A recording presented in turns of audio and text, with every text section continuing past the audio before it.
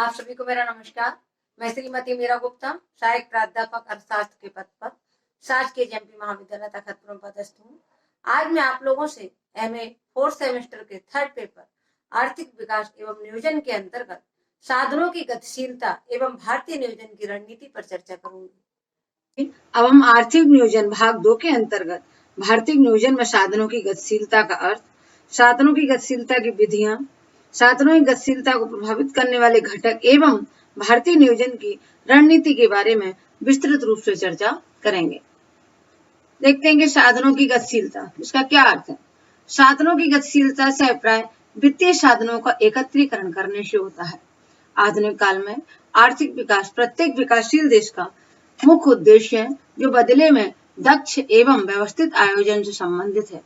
परंतु किसी भी आयोजन, चाहे वह छोटा हो या बड़ा, के सफल परिणाम योजना आवश्यकताओं के अनुसार पर्याप्त साधनों की सहज उपलब्धता पर निर्भर करता है।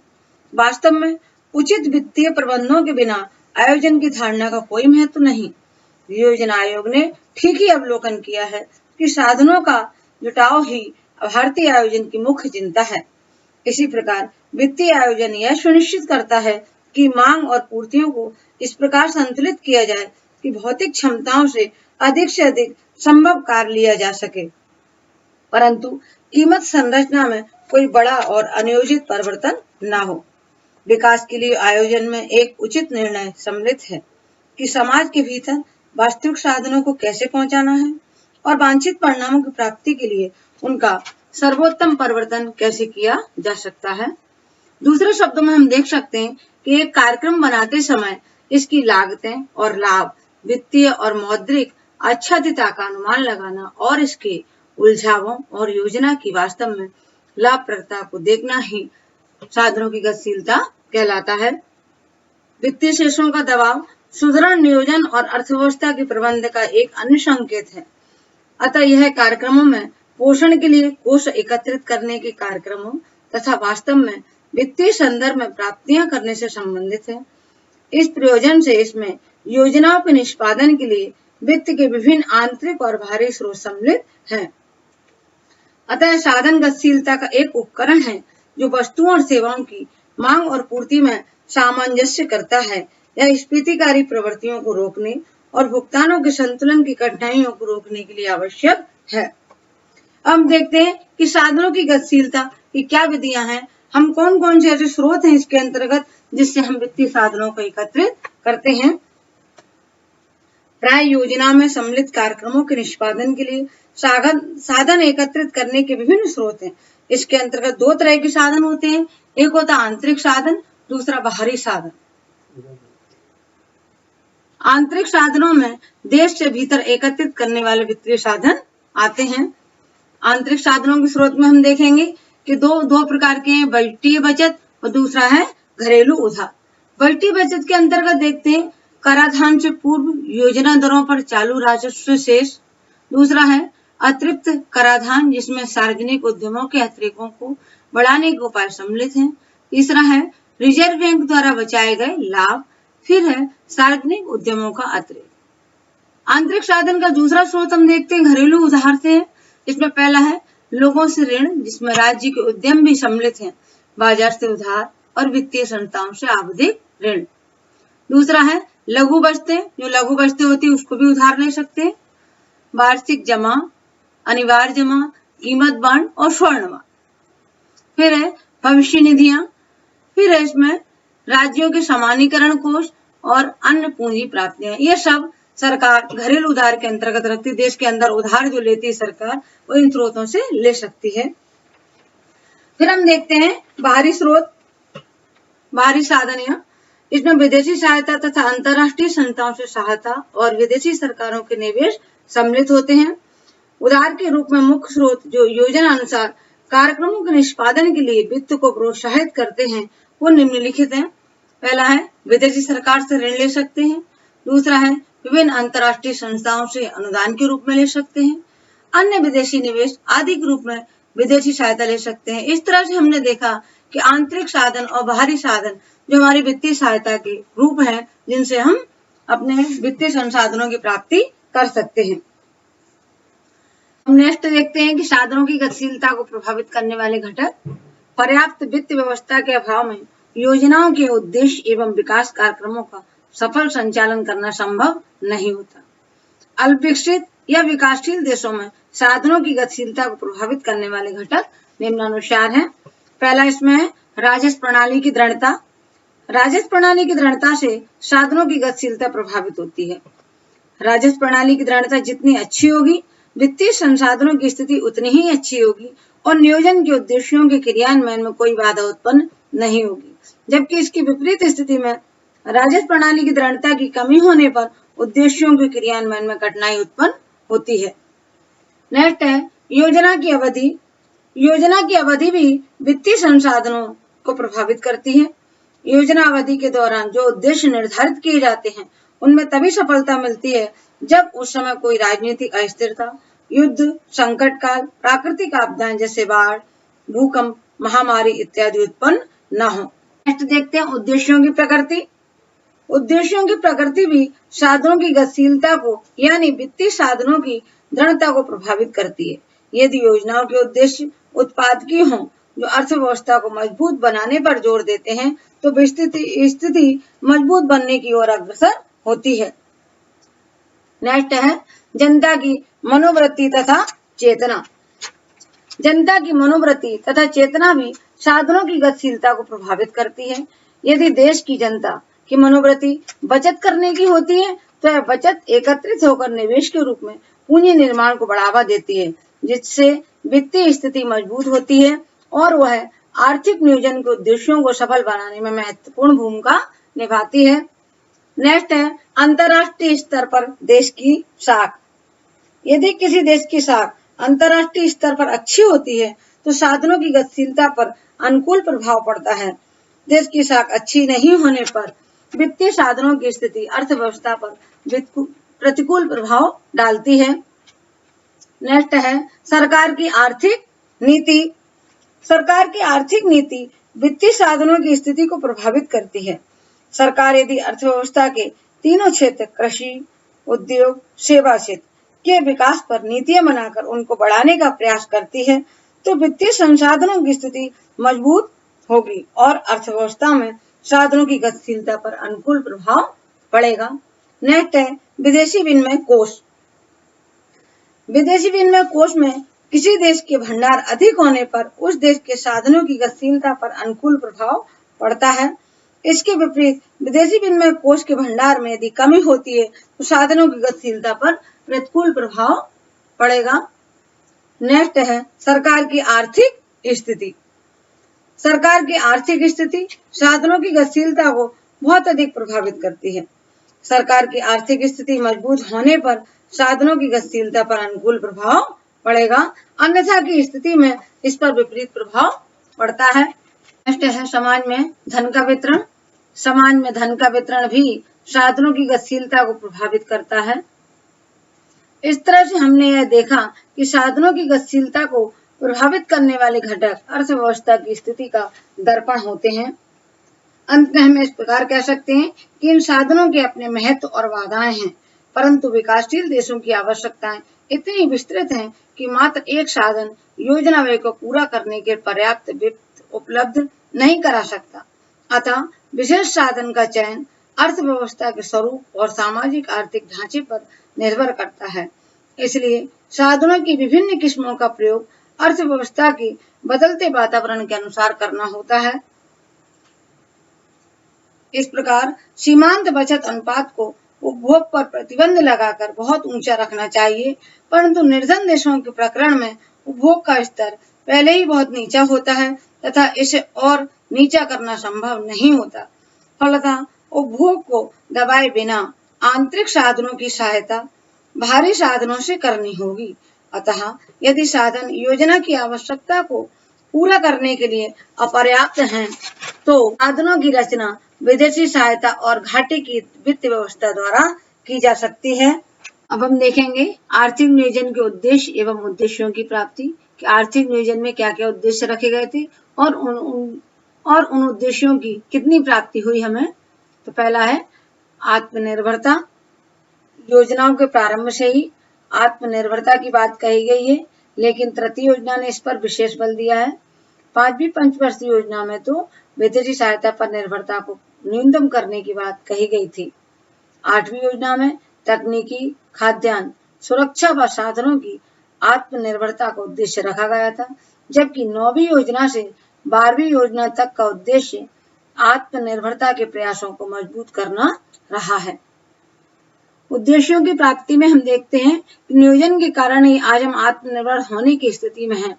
विदेशी सहायता भी हम कम ले रहे हैं और भविष्य में और भी कम लेने का अनुमान है। यह भी संभव है कि अगले वर्षों में बिना किसी विदेशी निर्भरता से ही अपना विकास कर सकें। दूसरा है राष्ट्रीय आय एवं प्रति व्यक्ति आय में वृद्धि। भारतीय नियोजन का दूसरा उद्देश्य राष्ट्रीय आय एवं प्रति व्यक्ति आय में तीव्र गति से वृद्धि करना रहा है, जिससे कि जनसाधारण के जीवन स्तर को ऊंचा उठाया जा सके। भारत में 1950-51 में सकल राष्ट्रीय आय 10,360 करोड़ रुपए थी, जो 2018-19 में बढ़कर 1,88,16,538 करोड़ रुपए हो गई है। इसी प्रकार प्रति व्यक्ति निवल राष्ट्रीय उत्पाद जो 50-51 में 274 रुपए था, वह 2018-19 में बढ़कर 1,26,406 रुपए हो गया है। नेक्स्ट है कल्याणकारी राज्य की स्थापना। भारतीय योजना का एक उद्देश्य कल्याणकारी राज्य की स्थापना करना रहा है, जिसके लिए आय एवं संपत्ति की असमानता को दूर करने की बात प्रथम पंचवर्षीय योजना से ही प्रत्येक योजना में कही जा रही है। 5वीं योजना से ही गरीबी दूर करने की बात कही गई है। 6वीं योजना में भी इस उद्देश्य को पूरा करने के संकल्प को दोहराया गया, जबकि 7वीं तथा 11वीं योजना में पुनः गरीबी कम करने की बात पर जोर दिया गया है। उद्देश्यों की प्राप्ति में हम देखते हैं कल्याणकारी राज्य की स्थापना में भी हम अग्रसर हुए हैं। नियोजन काल में देश में शिक्षा का विस्तार हुआ, स्वास्थ्य कल्याणकारी कार्यों में प्रगति हुई है, सामाजिक सेवाओं जैसे पिछड़ी जातियों के कल्याण है, उचित मूल्य पर वस्तुओं का वितरण है, परिवहन एवं संचार सेवाओं का विस्तार आदि इसमें किया गया है। नेक्स्ट है रोजगार के अवसरों में वृद्धि। भारतीय नियोजन का एक महत्वपूर्ण उद्देश्य रोजगार सुविधाओं में वृद्धि करना भी रहा है। प्रत्येक योजना में इस बात को शामिल किया गया है। इसी दृष्टिकोण को ध्यान में रखकर कृषि हो, उद्योग, सेवाएं आदि का विस्तार किया गया है। नियोजन काल में नए नए उद्योगों की स्थापना एवं पुराने उद्योगों के विकास, परिवहन एवं संचार सेवाओं के विस्तार है, सार्वजनिक क्षेत्र के विस्तार आदि के कारण रोजगार अवसरों में भारी वृद्धि हुई है। नेक्स्ट है सार्वजनिक क्षेत्र का विस्तार। भारत में आर्थिक नियोजन का एक उद्देश्य सार्वजनिक क्षेत्र का विस्तार किया जाना भी रहा है, जिसमें जिन क्षेत्रों में निजी उद्योगपति भारी विनियोग के कारण उद्योग स्थापित करने में असमर्थ रहते हैं, उन क्षेत्रों में उद्योगों की स्थापना की जा सके तथा निजी क्षेत्र से प्रतियोगिता कर उनके शोषण की प्रवृत्ति को रोका जा सके। लेकिन अब सार्वजनिक क्षेत्र का विस्तार कुछ ही क्षेत्रों के लिए सीमित कर दिया गया है। उद्देश्य की प्राप्ति में नियोजन के फलस्वरूप सार्वजनिक क्षेत्र में काफी विस्तार हुआ है, जिससे उर्वरक, भारी एवं हल्के इंजीनियरिंग सामान, खनिज एवं धातु उपभोक्ता माल, परिवहन, विपणन आदि की सेवाएं भी शामिल हैं। नेक्स्ट है समाजवादी समाज की स्थापना। इन योजनाओं में समाजवादी समाज की स्थापना पर विशेष जोर दिया गया है। इसके लिए आर्थिक असमानताओं को कम करने तथा आम जनता को सामाजिक न्याय दिलाने का प्रयास किया गया है। आर्थिक नियोजन समाजवादी समाज की स्थापना करने में भी सहायता दे रहा है, यद्यपि अभी हम पूर्ण रूप से समाजवादी समाज की स्थापना नहीं कर पाए हैं। अन्य उद्देश्य जनसंख्या वृद्धि पर नियंत्रण, मूल्य स्थिरता, उद्योग एवं सेवाओं का विस्तार, खाद्य एवं औद्योगिक उत्पादन में वृद्धि इत्यादि। आर्थिक नियोजन अन्य उद्देश्यों को प्राप्त करने में आंशिक रूप से ही सफल रहा है, पूर्णतः सफलता नहीं मिली है। पिछड़े क्षेत्रों का विकास किया है, उद्योगों का भी विकास हुआ है, कृषि उत्पादन पहले की तुलना में बढ़ा है, सिंचाई सुविधाओं का विस्तार पहले से बढ़ा है, जनसंख्या वृद्धि पर भी नियंत्रण करने में सहायता मिली है, विदेशी व्यापार कुछ संतुलित हुआ है, परिवहन एवं संचार व्यवस्था का विस्तार हुआ है तथा आंतरिक बचतें भी बढ़ी हैं। लेकिन नियोजन में जो उद्देश्य, जो लक्ष्य रखा गया था, वो पूरी तरह से हमें नहीं मिला है। उस पर प्रयास निरंतर जारी है। नेक्स्ट है आर्थिक नियोजन की प्राथमिकताएं। भारत में आर्थिक नियोजन की रणनीति बनाते समय विभिन्न पंचवर्षीय योजनाओं के माध्यम से किन किन क्षेत्रों को प्राथमिकता दी गई है, इसको हम इस प्रकार चार्ट से समझ सकते हैं। पहला है पहली पंचवर्षीय योजना, जिसका कार्यकाल 1951 से 56 रहा और ये डॉमर समृद्धि मॉडल पर आधारित है। इसमें कृषि एवं सिंचाई क्षेत्र को प्राथमिकता दी गई थी। दूसरी पंचवर्षीय योजना, जिसका कार्यकाल 1956 से 61 रहा, यह पीसी महालनोबिस मॉडल पर आधारित है। इसमें भारी उद्योगों की स्थापना पर विशेष बल दिया गया था। भिलाई स्टील प्लांट इसी की देन है। फिर है तृतीय पंचवर्षीय योजना, 1951 से 66 तक कार्यकाल रहा। ये आगत निर्गत मॉडल पर आधारित है।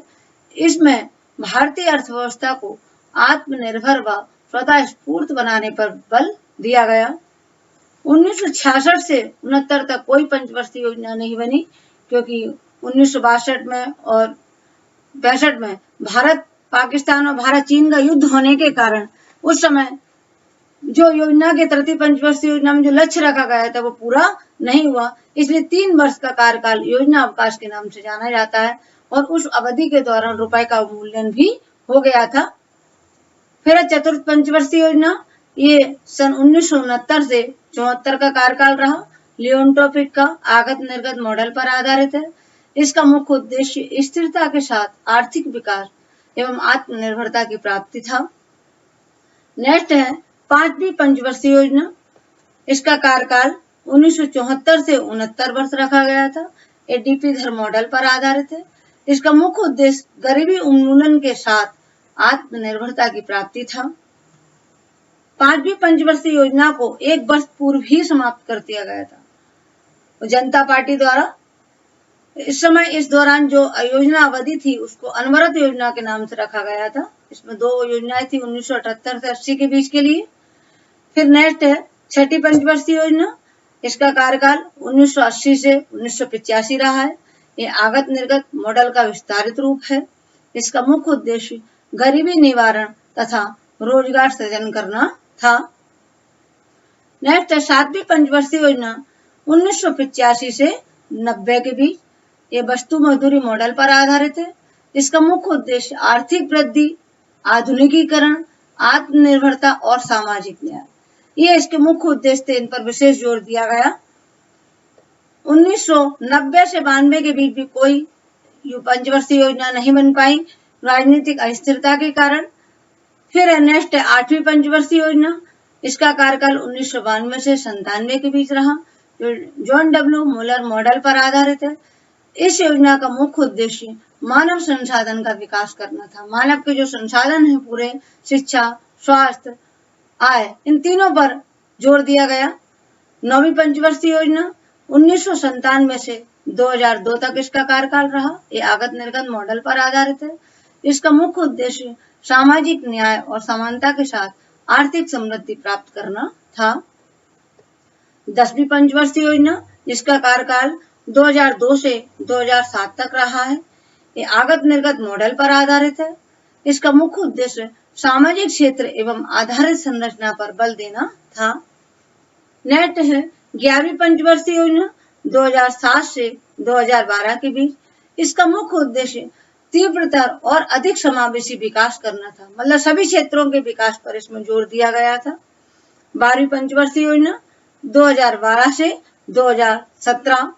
इसका मुख्य उद्देश्य तीव्र धारणीय एवं अधिक समावेशी विकास करना था। इसमें पर्यावरण पर भी विशेष जोर दिया गया। इस प्रकार हम इन पंचवर्षीय योजनाओं के माध्यम से यह जान सकते हैं कि किस पंचवर्षीय योजना में किस क्षेत्र पर विशेष जोर दिया गया। हम इस चार्ट के द्वारा हमने समझा इसको। नेक्स्ट देखते हैं कि आर्थिक नियोजन के लिए वित्तीय संसाधन। भारत में आर्थिक नियोजन की रणनीति में तीसरी प्रमुख बात नियोजन के लिए वित्तीय संसाधनों की उपलब्धता से है। किसी भी देश के आर्थिक नियोजन की सफलता के लिए यद्यपि भौतिक, मानवीय एवं तकनीकी साधनों के संग्रह की आवश्यकता तो होती है, लेकिन वित्तीय साधनों के संग्रह की आवश्यकता इन सब साधनों से कहीं अधिक महत्वपूर्ण है। आर्थिक योजना चाहे बड़ी हो या छोटी, बिना पर्याप्त वित्तीय साधन संग्रह के पूरी नहीं हो सकती है। यदि किसी प्रकार वित्तीय साधनों को जुटा पाने में हम असमर्थ रहते हैं तो एक अच्छी से अच्छी योजना केवल कागज पर ही रह जाती है। इस प्रकार योजना की सफलता वित्तीय साधनों के संग्रह पर बहुत बड़ी मात्रा में निर्भर करती है। योजनाओं के लिए वित्तीय साधनों का संग्रह कई स्रोतों से हो सकता है।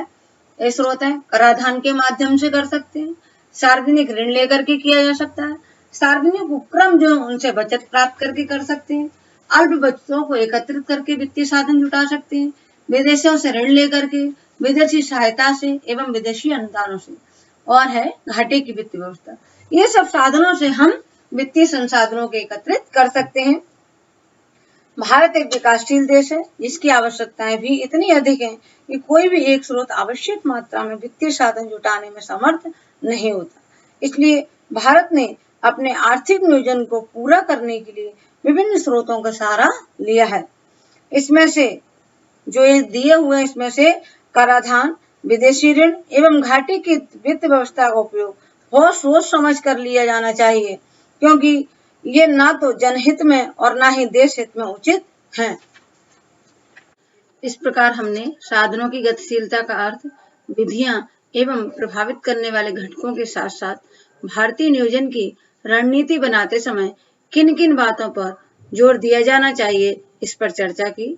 इस प्रकार हम कह सकते हैं कि वित्तीय साधनों का एकत्रीकरण योजना को सफल बनाने में बहुत उपयोगी होता है। इसके साथ ही नियोजन की रणनीति बनाते समय जिन उद्देश्यों पर ध्यान केंद्रित किया जाता है उनको प्राप्त करने का पूरा प्रयास हम सबको मिलकर करना होगा, तभी हमें सफलता प्राप्त होगी। धन्यवाद।